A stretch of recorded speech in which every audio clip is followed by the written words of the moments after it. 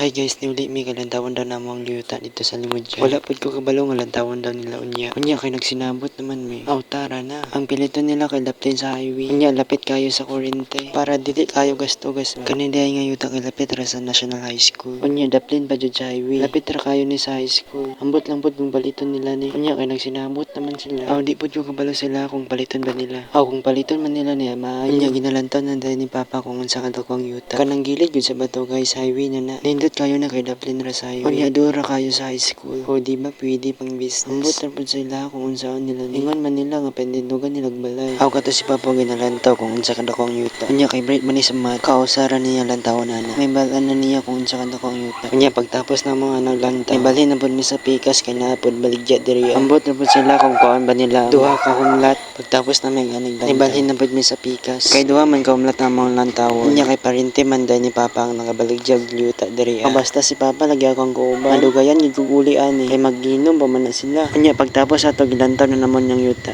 Kani di ay kay daplin rapod sa highway. Kanang naka-black og t-shirt. Kana ang nagagay kay Mama ug Papa. Murag nagdeal naman sila sa presyo ani. Kanya kay nagsinabot naman sila sa presyo. Bayaran na lang nila. Ngana day tanom sa aking ani guys. Kanya may dalawang punong germelina. Alin na nalagi sa highway guys. Kanya kay gikapoy naman ta ani kay init na kayo. Aw pag uli na ta kay minom na tagtubig. Halangang dito na lang guys kasi uwi pa ako sa Kidapawan. Hala bye.